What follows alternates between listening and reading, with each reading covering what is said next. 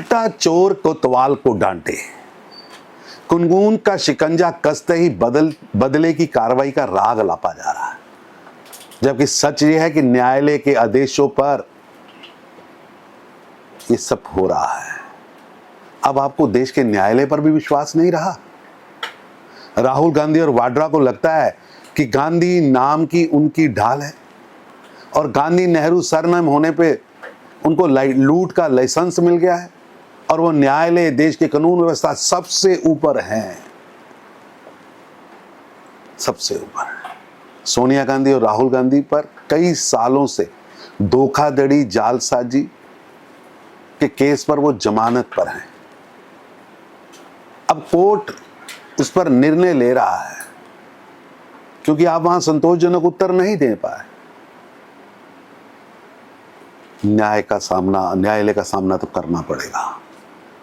देश कानून से चलेगा, गांधी नेहरू उपनाम के आदेश पर नहीं चलेगा। ये नेशनल हेराल्ड घोटाला एक घोटाला नहीं है, केवल भ्रष्टाचारी नहीं है, बल्कि स्वतंत्रता संग्राम की विरासत और लोकतंत्र के साथ कांग्रेस के खूनी पंजे का किया हुआ धोखा है। ये हजारों स्वतंत्रता सेनानियों की सोच पर कांग्रेस का हमला है। कांग्रेस को जनता को जवाब देना पड़ेगा। जिस तरह उन्होंने इंस्टीट्यूशनलाइज ऑफ करप्शन करके देश को करप्शन के गड्ढे में फेंक दिया और आज उसका परिणाम है कि अदालत से भी आवाज लग रही है, आरोपी नंबर 1 सोनिया गांधी हाजिर हों, आरोपी नंबर 2 राहुल गांधी हाजिर हों। देश को लूटने वाले, स्वतंत्रता सेनानियों की विरासत की हत्या करने वाले बख्शे नहीं जाएंगे। को गुर सिखाएंगे। क्या सिखाएंगे?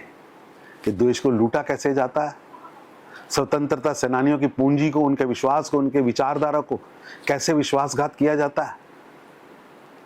या क्या सिखाएंगे कि देश के अंदर सांप्रदायिकता की, जाति पाति की राजनीति के द्वारा देश को तोड़ा कैसे जाता है। या ये बताएंगे कि देश के अंदर 52 शहरों को 1984 सिख कत्लों के दौरान, उस कत्लो गारत के दौरान किस तरह जिंदा जलाया गया, किस तरह गुरुद्वारे जलाए गए, ये सिखाने जा रहे हैं। इस बात के गुर सिखाने जा रहे हैं कि भोपाल गैस कांड में दोषी एडिसन को किस तरह रेड कारपेट बिछाकर सेफ रूट दिया गया। या ये बताने जा रहे हैं कि देश की बोफोर्स की तोपों में भी दलाली खाई है। या ये बताने जा रहे हैं कि 2004 से 14 12 लाख करोड़ रुपए की लूट कैसे की गई है, कॉमनवेल्थ का घोटाला कैसे किया गया, 2G स्कैम कैसे किया गया, कोयला घोटाला कैसे किया गया। एक लंबी दास्तां है। क्या सिखाने जा रहे हैं? राहुल गांधी वहां पर्यटन के लिए जा रहे हैं, घूमने जा रहे हैं। जाना तो घूमने है, बहाना लेक्चर का है। आखिरी खड़गे जी कह रहे कि इसके बारे में मुझे पता नहीं, मैं कैबिनेट की मीटिंग में होता नहीं, उसको लेकर कांग्रेस कर्नाटका में पूज्य डॉक्टर भीमराव अंबेडकर के संविधान के खिलाफ जाकर मुस्लिम आरक्षण जनता पर थोप रही। अब तो ठेकेदारी में भी आरक्षण, धर्म आधारित आरक्षण संविधान के मूल सिद्धांतों का अपमान है।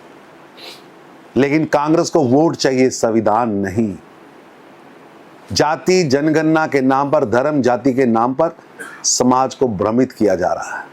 यह सामाजिक तोड़फोड़ है जो भयानक ज्वालामुखी की तरफ देश को धकेल रही है।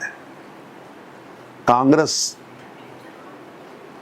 कि कर्नाटका और केरल को जिहाद की फैक्ट्री के रूप में प्रयोग कर समाज को बांटने का काम कर रही है। इनकी सोच दुर्भाग्यपूर्ण है और देश को तोड़ने वाली सोच। इसके अलावा बंगाल में हिंसा हो रही है, इसको लेकर के सुप्रीम कोर्ट में भी सुनवाई चल रही है। बंगाल जल रहा है। ममता बनर्जी और मुस्लिम लीग, AIM, ये सभी जिहादी तत्व देश को दहकते शोलों पर फेंक रहे हैं। ममता जी को AIM और मुस्लिम लीग की तो चिंता है, लेकिन मुर्शिदाबाद से अपनी जान बचाकर पलायन कर रहे हिंदुओं की चिंता नहीं।